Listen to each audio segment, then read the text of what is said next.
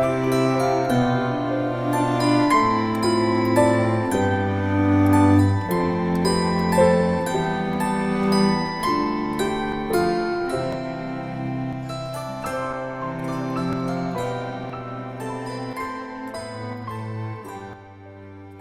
siang semuanya.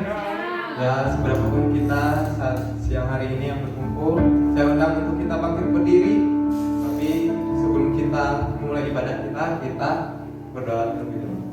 Terima kasih ya Tuhan Yesus untuk siang hari ini kami bisa berkumpul di rumah-Mu dengan kami tidak kurang satu apapun Tuhan. Dan kami mau memuji, kami mau memuliakan nama-Mu supaya biarlah nama-Mu saja yang ditinggikan dan dimuliakan atas hidup kami ya Tuhan. Di dalam nama Tuhan Yesus kami berdoa, amin. Dan saya undang untuk kita sama-sama berdoa bersama untuk kemenangan Tuhan ya teman-teman.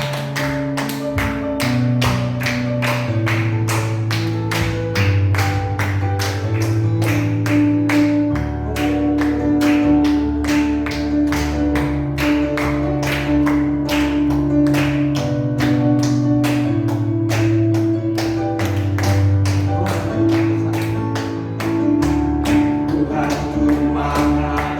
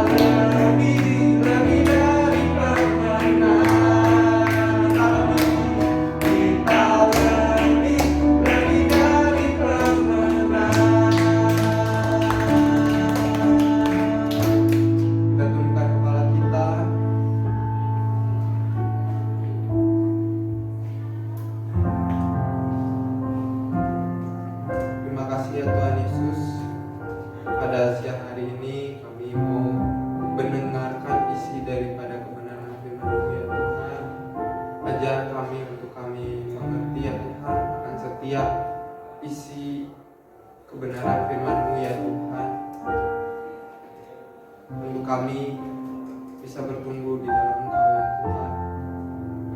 Terima kasih ya Tuhan.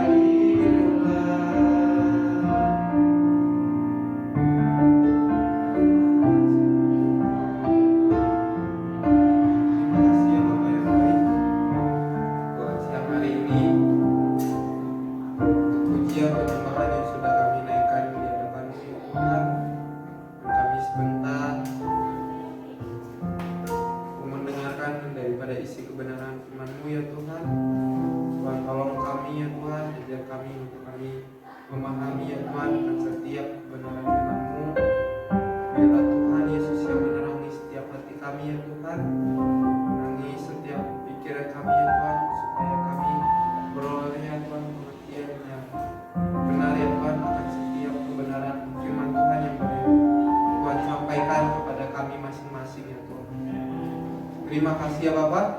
Kami serahkan ya Tuhan kebenaran firman-Mu pada siang hari ini ke dalam satu nama, yaitu Tuhan Yesus Kristus.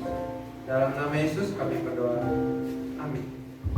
Hari ini mungkin judulnya agak agak kering-kering gitu ya.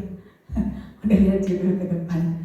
Ya, tapi sebenarnya kita bukan mau bagiin apa yang ngerinya, tapi akan mau bagiin berita sukacitanya karena berhubung masih Natal ya. Oke. Siap dengarkan firman Tuhan? Siap? Yang siap, siapkan hatinya, pikirannya, taruh handphonenya, sama-sama kita fokus ke depan selama 30 menit ke depan. Mudah-mudahan kakak tidak meleset waktunya ya, tapi kalau meleset mohon maaf. Oke, kita mulai. Kakak mau menyampaikan, kita mau belajar dari Saul ya. Mungkin kalau untuk Yuda sama Esau sempat sudah dibagikan di bulan November tentang jerat dosanya. Nah, yang Saulnya belum nih, hari ini kakak bagikan tentang Saul. Oleh karena itu, kita baca dulu nih Yohanes 3 ayat 16 yang biasanya udah hafal. Siapa sini yang hafal Yohanes 3 ayat 16 tanpa baca? Oke, satu orang. Angkat tangan dong. Yuk sama-sama kita baca. Yang hafal berarti tutup mata bacanya ya. Oke, yang nggak hafal lihat ke depan, yang hafal tutup mata.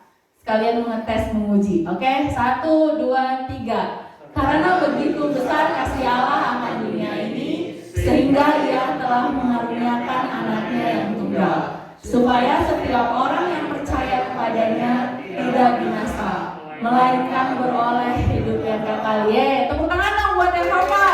Tepuk tangannya beneran. Ya, tahu nggak bahwa hari ini tuh kan, bukan hari ini, kemarin tanggal 25 Desember kita tuh memperingati kelahiran Tuhan Yesus. Kenapa? Karena Tuhan kita sudah lahir. Lahirnya untuk apa? Supaya orang yang percaya kepada Yesus itu tidak binasa. Yesus itu jadi lahir untuk siapa? Untuk menyelamatkan kita dari apa? Dari dampak dosa. Dampak dosa itu apa? Maut atau hukuman. Pasti ada hukuman. Yang namanya dosa itu adalah pelanggaran terhadap perintah Tuhan. Dan setiap pelanggaran itu pasti ada hukumannya. Dan hukumannya itu kekal. Sama kayak di dunia, kalau kita melakukan kejahatan di dunia ada hukumannya, betul? Misal kalau kita merampok bank, pasti kalau ketemu ditangkap sama polisi masuk penjara, itu hukumannya. Tapi kalau di rumah, misal kalau di rumah kamu disuruh untuk cuci piring tapi kamu gak mau cuci piring, apa hukumannya? Dimarahin atau uang jajannya dipotong. Kalau di sekolah tidak mengerjakan PR atau tidak absen, tidak datang, tidak hadir, pasti hukumannya apa?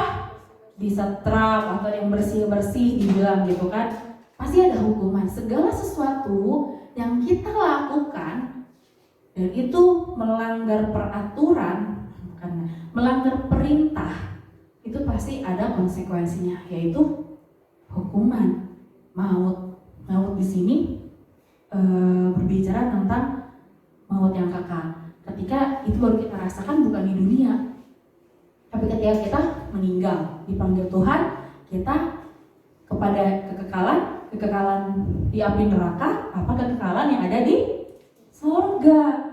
Tuhan Yesus itu untuk menyelamatkan kita supaya kita tidak menerima hukuman. Hukumannya apa?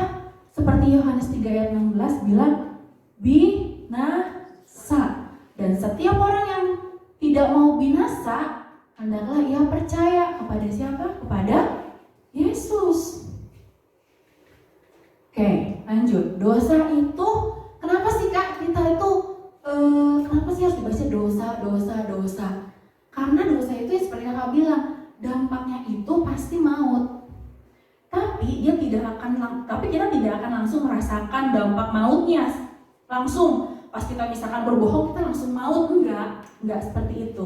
Kita tidak langsung merasakan apa yang namanya maut. Tapi ketika kita melakukan dosa itu pasti ada jerat yang akan mengikat. Taunya dari mana Kak? Nah, setiap kali kita melakukan dosa, pasti selalu ada keinginan untuk melakukan dosa lagi. Selalu ada keinginan untuk melakukan dosa lagi. Dan itulah jerat. Semakin kamu akan melakukan, semakin kamu akan dijerat lebih kuat. Semakin kamu akan melakukan dosa lagi, kamu akan semakin ditarik lebih kuat lagi terhadap dosa itu, dan masa depan kita akan seperti itu terus menerus. Dan itulah jerat. Ingat, dosa juga punya kuasa. Punya kuasa untuk menarik kita kepada dosa itu lagi. Jadi hati-hati. Makanya di akhir tahun ini, di minggu terakhir ini, yuk sama-sama kamu ajak, yuk mari kita hidup dengan sungguh-sungguh. Sama-sama kita katakan, saya mau hidup sungguh-sungguh. Kalau yang sudah sungguh-sungguh nih, bilang lagi sama-sama, saya mau hidup lebih sungguh-sungguh. Kalau selama ini kita hidupnya asal-asalan, tidak memperhatikan bagaimana cara kita hidup, mulai hari ini kakak ajak kita untuk kita yuk sama-sama kita memperhatikan bagaimana cara kita hidup. Tidak langsung maut, tapi rohani kita tidak akan bertumbuh. Ketika kita melakukan dosa, tidak akan ada pertumbuhan rohani. Dan sesuatu tanaman yang tidak bertumbuh cenderung apa? Mati. Kalian belajar biologi ya? Tanaman pilihannya cuma dua kan? Bertumbuh atau mati. Dan rohani kalau tidak bertumbuh, lama-lama akan mati. Dan itu yang perlu kita waspadai kalau kerohanian kita mati. Kak, saat ini kerohanian saya mati, dalam keadaan mati, apakah dalam keadaan bertumbuh? Kita cross check masing-masing. Karena yang paling tahu adalah diri kita masing-masing. Kita cross check ya. Nah, mati rohani itu seperti apa? Waktu kita udah gak bisa merasakan lagi hadirat Tuhan. Ya, waktu kita tuh gak punya gairah untuk jalanin kehidupan. Waktu kita, kalau di sini tidak ada gairah untuk menjalin hubungan dengan Tuhan.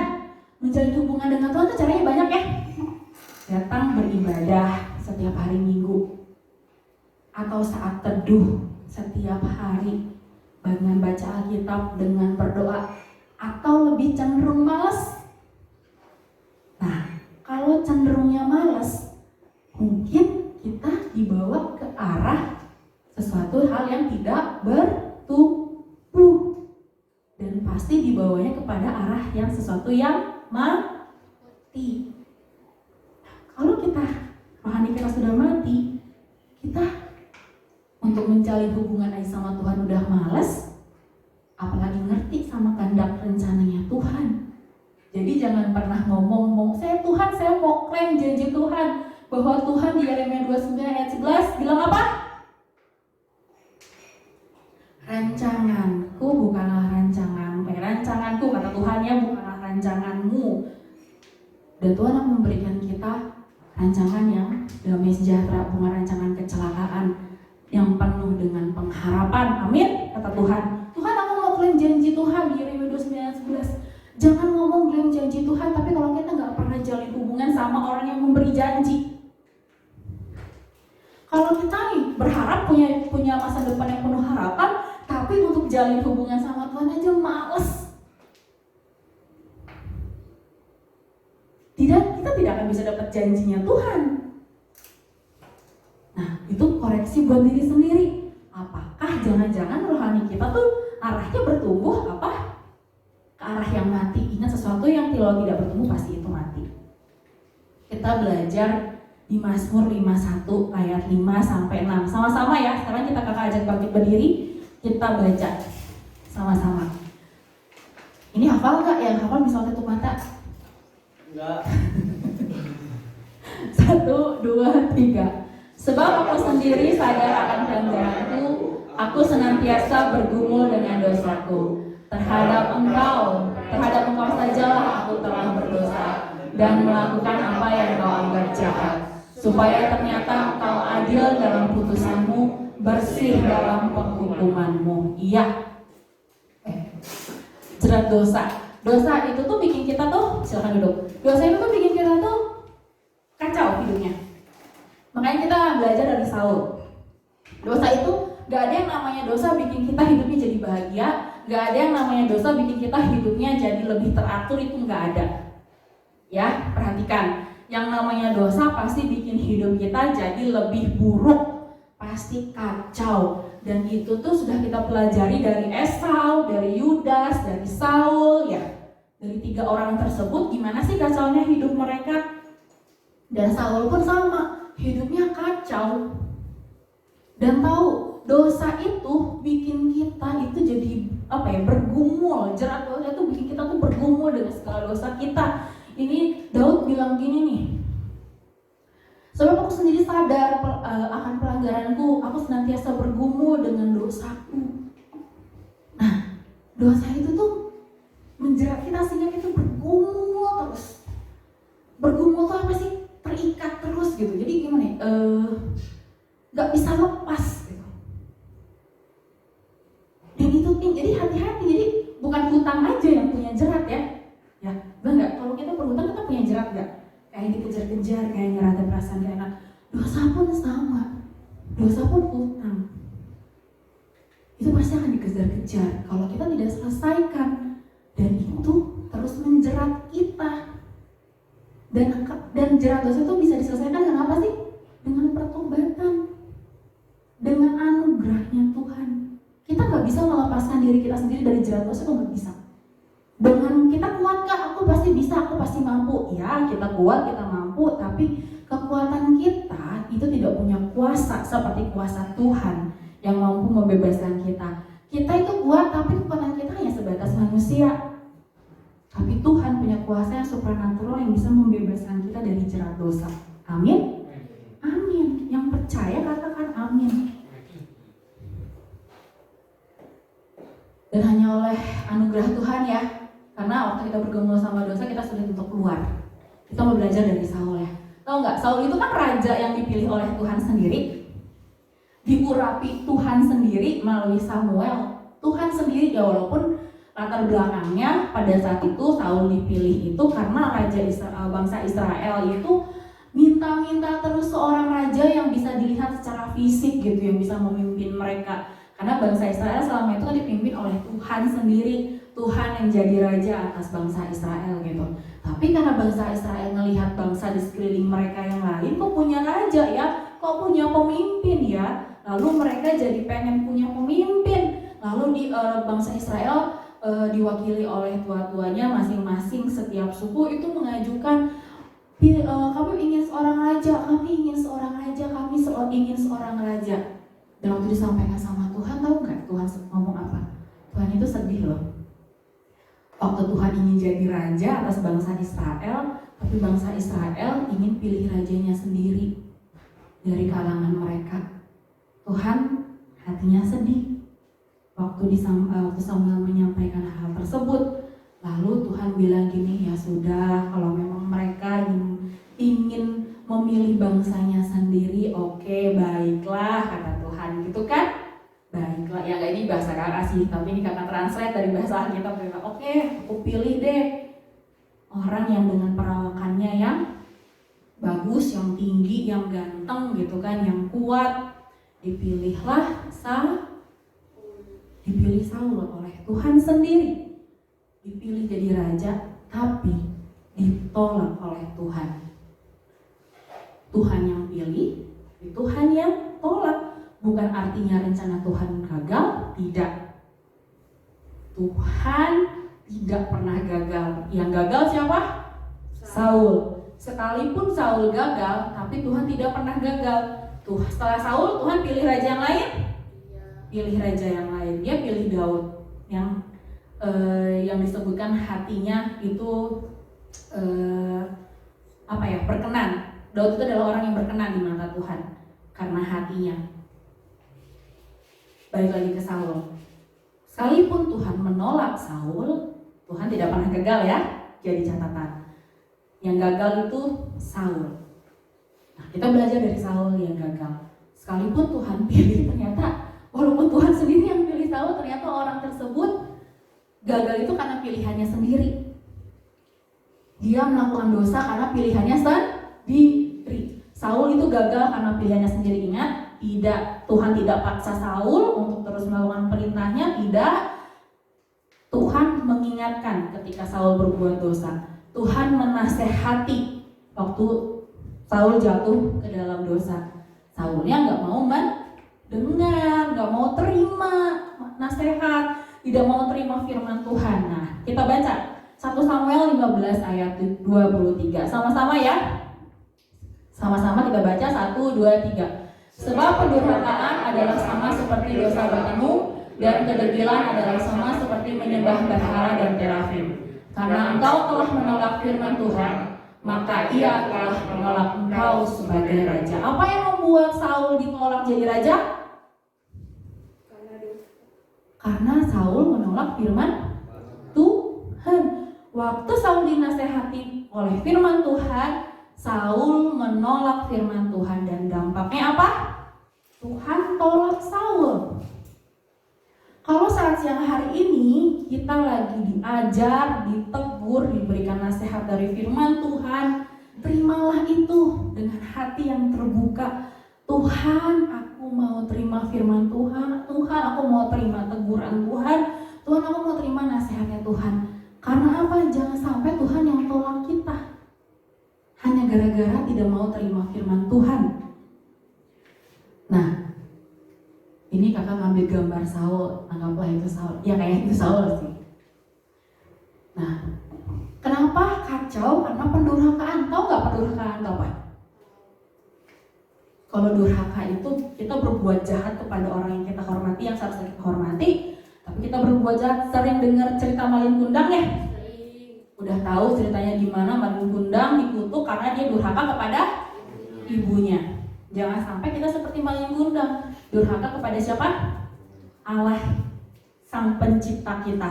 Allah yang menciptakan kita, kita durhaka sama Tuhan seperti Saul, durhaka. Dan akhirnya apa dampaknya? Hidupnya Kacau. Nih, dibilang kayak gini. Sebab pendurhakaan, karena banyak hal yang dilakukan Saul itu jadi durhaka. Bahkan katanya pendurhakaan itu sama seperti dosa bertenung. Dan kedegilan tuh apa sih? Keras kepala. Dikasih tahu tuh gitu lagi, dikasih nasihat tuh gitu lagi. Ada yang sini degil?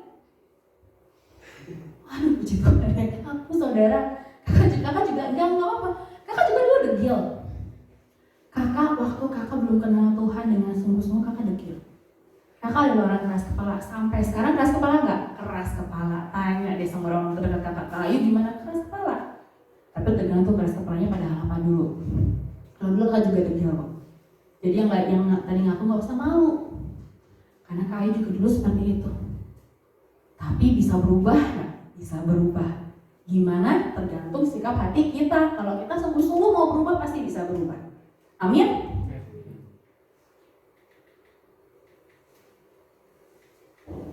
Ya, kita baca ya Roma 2 ayat 4 sampai 5. Bangkit berdiri. 1, 2, 3. Maukah engkau menganggap sepi kekayaan Kekurangannya, kesabarannya, kelapangan hatinya? Tidakkah engkau tahu bahwa maksud kemurahan Allah ialah menuntut engkau kepada pertobatan? Tetapi oleh kekerasan hatimu yang tidak mau bertobat, engkau menimbun murka atas dirimu sendiri pada hari waktu mana murka dari hukuman Allah yang adil akan dinyatakan. Silahkan duduk. Ada beberapa hal, ini sempat dibahas selama 2 minggu di bulan November. Menganggap sepi kekayaan dan kemurahan dan kesabaran Tuhan dan kelapangan. Jadi yang menganggap sepi itu apa? Kemurahan, kesabaran, kelapangan hati. Simpan, catat ya, bahwa ada 3 hal yang dari Tuhan yang kita anggap sepi. Dan bahwa yang menuntut kita kepada pertobatan apa? Karena apa? Kemurahan hati Allah. Kemurahan hati Allah. Ingat, kalau kita bertobat itu bukan karena kita. Jadi jangan ada yang membanggakan dirinya sendiri. Kalau kita bertobat itu karena kemurahan Allah yang mau memberikan kita kesempatan untuk bertobat. Tetapi oleh kekerasan hati. Catat, kekerasan hati, tidak mau bertobat, jadi kita bisa menimbun murka Allah. Tahu nggak bahwa tadi itu murka, tadi kakak bilang ada hukuman. Nah, hukuman itu adalah ya salah satunya dari murka Allah. Jangan kira bahwa Tuhan itu nggak bisa marah. Kan Kak, Tuhan itu penuh kasih, penuh dengan kelembutan, tapi Tuhan bisa juga murka. Bahwa Tuhan tidak akan membiarkan dirinya dipermainkan. Iya, Tuhan juga bisa marah kalau kita terus-terusan melakukan dosa. Kalau kita terus-terusan dan akhirnya terjerat gak bisa lepas, Tuhan juga bisa murka. Dan setiap kali kita melakukan dosa, kita tuh sedikit demi sedikit menimbun kemarahan Tuhan. Jangan sampai nanti, ayo kamu melakukan dosa terus nih. Wah, terus-terusan dikasih nasihat degil, keras kepala, kamu yang gak mau berubah, kata Tuhan. Udah, kalau gitu, ya udah. Kalau kata Tuhan udah bilang, Tuhan udah gak ngasih kemurahannya, udah gak ngasih kesabarannya. Bukan artinya Tuhan gak panjang sabar, enggak. Tuhan membatasi dirinya. Supaya apa? Supaya kita tuh dididik. Supaya kita tidak kurang ajar sama Tuhan. Supaya kita tidak main-main sama hidup kita. Jadi hati-hati, sungguh-sungguh lagi memperhatikan bagaimana cara kita hidup. Karena ingat, firman Tuhan bilang menimbun murka atas dirimu sendiri. Kita baca versi bahasa Indonesia sederhana. Maka yang baca, tolong dibaca ke depan. Menganggap sepi itu apa gitu ya? Apa kalian pandang enteng kemurahan Allah dan kelapangan hati serta kesabarannya yang begitu besar? Pasti kalian tahu bahwa Allah menunjukkan kebaikan hatinya karena Ia mau supaya kalian bertobat dari dosa-dosamu. Tetapi kalian tuh ngomong ke kita semua yang ada di ruangan ini, keras kepala dan tidak mau berubah.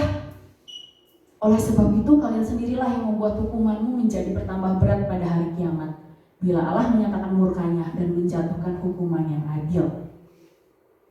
Dibilang, tapi kalian tuh keras kepala dan gak mau bertobat. Oleh karena itu kalian tuh menimbun, menambah-nambahkan hukumanmu pada hari nanti Tuhan datang. Jangan jangan sampai seperti ini nih, keras kepala dan tidak mau berubah. Siapa di sini yang keras kepala dan tidak mau berubah? Siapa di sini yang lembut hatinya mau dibentuk dan mau berubah? Ya, harus seperti itu. Melembutkan hati itu bukan karena kita lemah lembut kayak apa ya, kayak tanah liat yang gitu. Maksudnya kita tuh bukannya kita lemah lembut, itu artinya kita mau dibentuk. Jangan keras kepala. Terus jangan pandang enteng. Jangan mentang-mentang Tuhan bermurah hati. Jangan mentang-mentang kasihnya Tuhan panjang dan lebar. Jangan cuma jangan hanya karena Tuhan itu hatinya sangat lapang, artinya Dia akan memberikan pengampunan kepada kita. Iya, jangan cuma gara-gara Tuhan panjang sabar terus kita menganggap remeh Tuhan. Punyalah sikap hati yang menghormati Tuhan dengan ketika kita hari ini dikasih kesempatan untuk bertobat. Tuhan, aku terima kasih, aku bersyukur kalau Tuhan tuntun aku kepada pertobatan dan aku mau hidup dengan sungguh-sungguh. Besok kamu jangan lakukan hal itu lagi ya. Karena kalau kamu lakukan itu artinya kamu menganggap enteng Tuhan. Siapa sih Tuhan? Yang ada juga siapa sih kita di hadapan Tuhan? Jangan menganggap enteng. Hormatilah sebagai Dia adalah, memang bukan sebagai, tapi memang Dia adalah Tuhan. Jadi hormatilah dengan seluruh kehidupan kita, dengan hati kita, dengan pikiran kita. Tuhan, aku mau menghormati Tuhan dengan cara aku mau mengasihi Tuhan. Aku mau lakukan apapun yang Tuhan perintahkan di dalam Alkitab. Karena segala perintahnya ada di dalam Alkitab. Dari Kejadian sampai itu perintahnya Tuhan. Makanya Alkitabnya bukan dilihat, dilaminating terus dipajang. Enggak Gak bisa dilaminatin ya, Alkitabnya banyak lembarannya soalnya.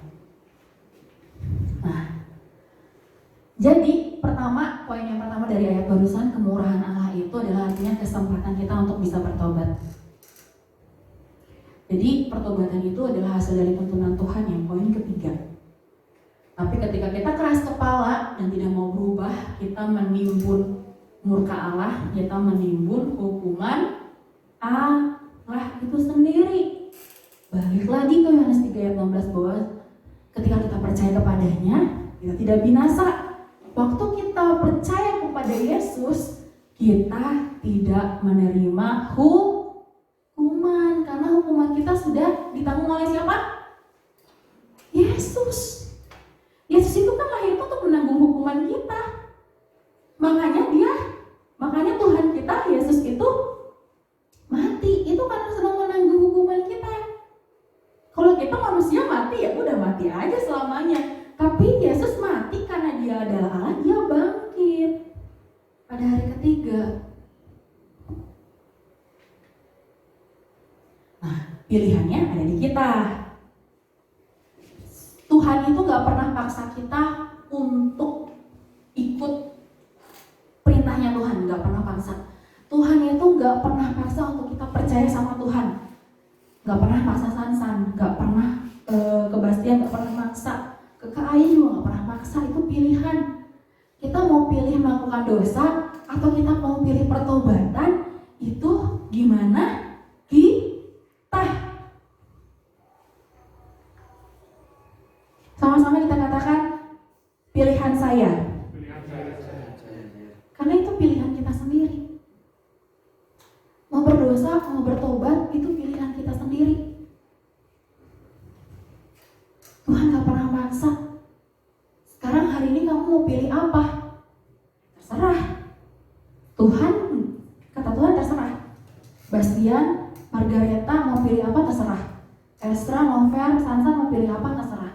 Nando, Samuel, Yol, sama Daud juga terserah mau pilih apa. Bahkan Kak Yayu, Marsa, Kak Ayu sendiri hari ini mungkin kelihatannya bawain khotbah, besok kakak misalkan melakukan dosa, itu pilihan kakak. Ya enggak? Tuhan gak bisa berbuat apa-apa.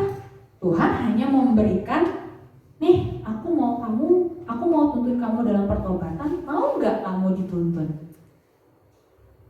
Nih aku tuh murah hati loh, kasihku tuh besar padamu, aku gak mau binasa, mau gak kamu terima kasih yang dari aku, kata Tuhan.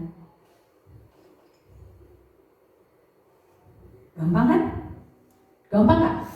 Gampang. Belajar, datang ibadah untuk belajar dengan firman Tuhan, dimuridkan untuk bisa lebih dalam kenal Tuhan, itu dimuridkan. Oke, jadi Yesus itu lahir untuk apa? Untuk supaya kita punya pilihan. Kalau Yesus tidak lahir, kalau hari ini hari Natal di Desember ini kita tidak menaikkan Natal, kita tuh tidak ada punya pilihan untuk diselamatkan.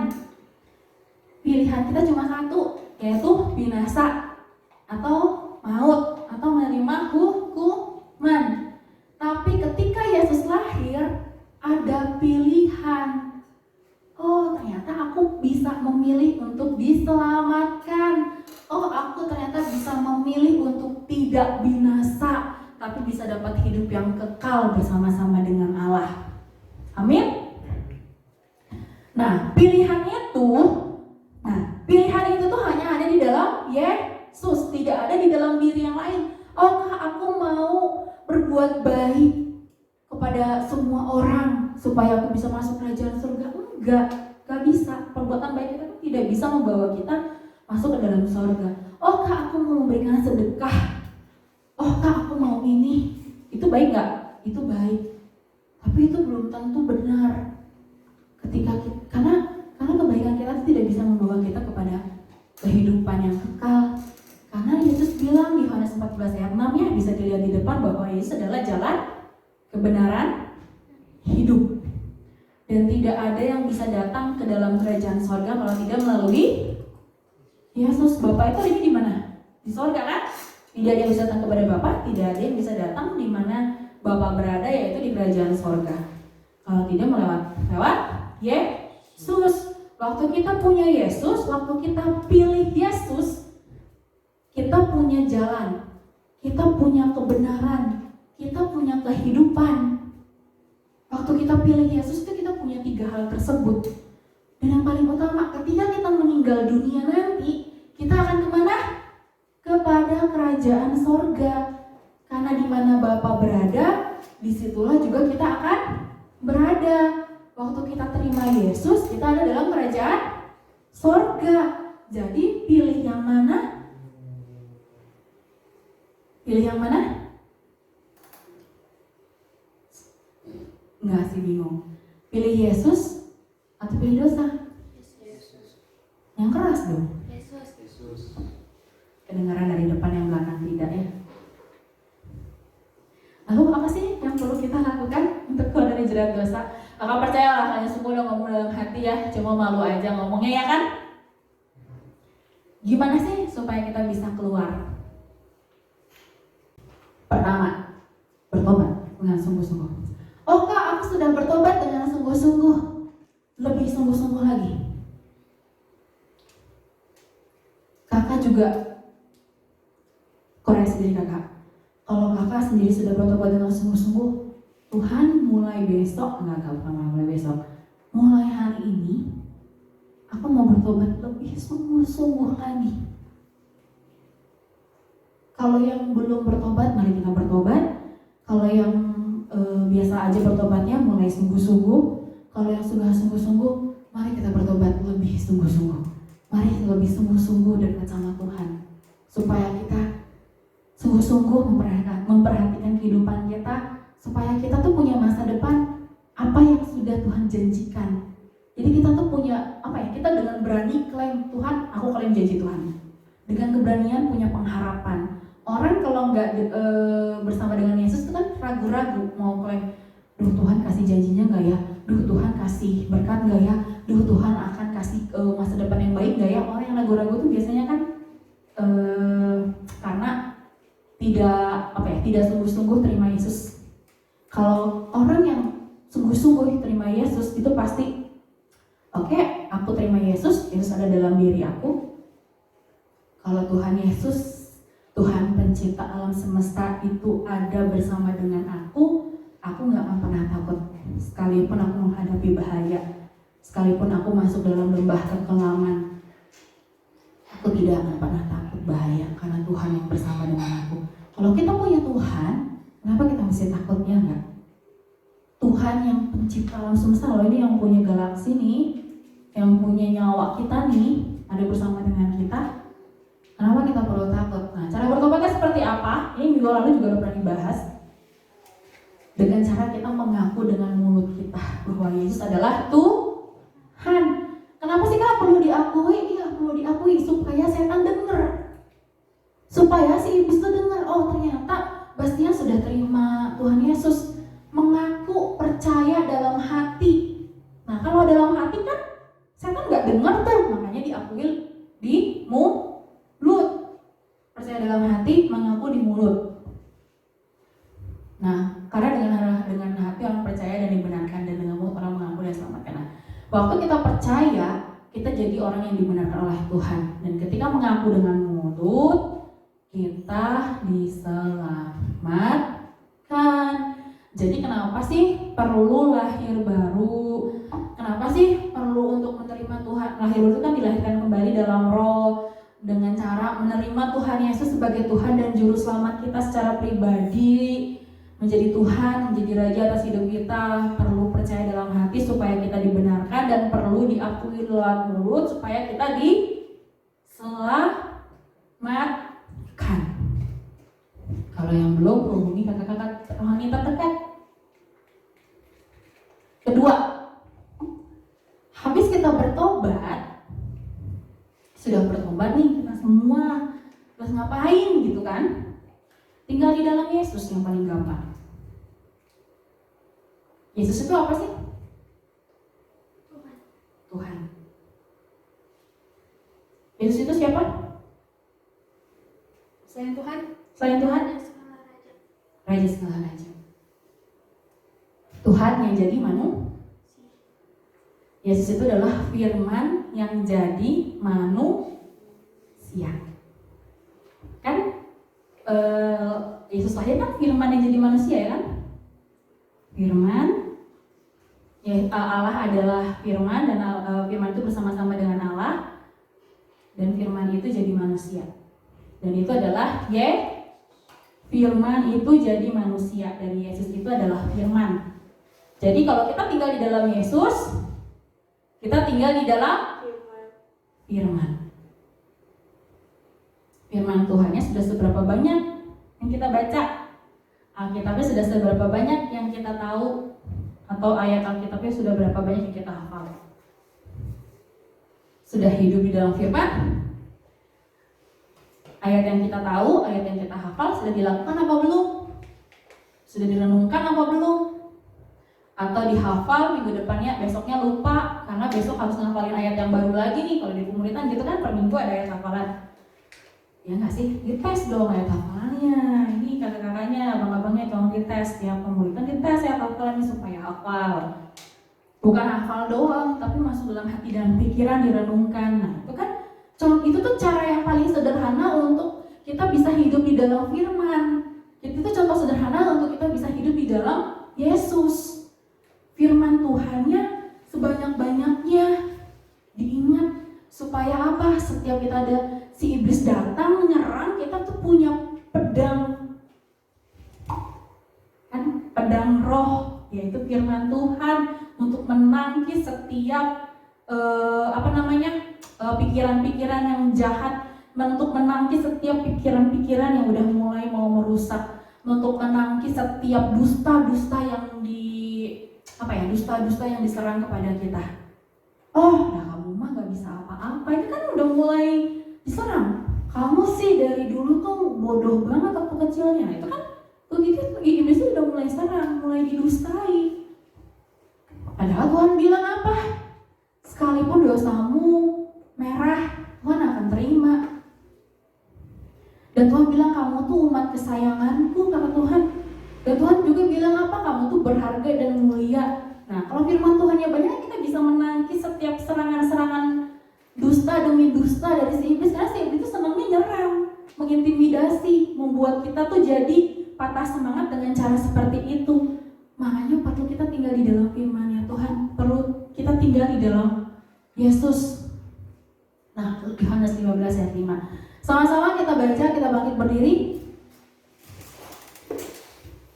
1, 2, 3. Akulah pokok anggur dan kamulah ranting-rantingnya. Barang siapa tinggal di dalam aku dan aku di dalam dia, ia berbuah banyak. Sebab di luar aku kamu tidak berbuat apa-apa. Silahkan duduk. Waktu firman itu di dalam kita, tapi jangan lupa juga Yesusnya ada di dalam kita, firman yang ada di dalam kita, kitanya ada di dalam firman nggak? Kitanya juga perlu ada di dalam Yesus. Gimana kah caranya? Sudah menjadikan Yesus Tuhan belum dalam hati? Benar-benar jadi Tuhan atas kepala kita nih, atas pikiran kita, atas kehendak kita. Sudah jadi Tuhan tuh artinya yang namanya Tuhan, dia yang ngendaliin, dia yang menuntun kita. Sudah benar-benar Tuhan itu ada di dalam kita belum? Dan kita di dalam Tuhan. Kalau tadi kan kita tinggal di dalam Yesus, itu tinggal di dalam firman-Nya. Ya, kita yang tinggal di dalam firman-Nya Tuhan. Nah, firman-Nya juga harus ada di dalam kita. Yesusnya udah benar-benar ada di dalam kita belum? Karena ingat, waktu kita di luar Tuhan, kita gak bisa berbuat apa? Benar, sungguhlah gak bisa berbuat apa-apa. Artinya, waktu kita jalan menghadapi masalah, kita menghadapi sesuatu yang berat, kita gak ngerti, kita gak bisa berbuat apa-apa, kita bingung. Itu yang namanya kita gak bisa berbuat apa-apa. Karena namanya pokok itu adalah sumber. Dan kita tuh ranting-rantingnya, dan setiap ranting itu pasti memerlukan yang namanya pokok anggur. Memerlukan sumber. Sumbernya itu Tuhan.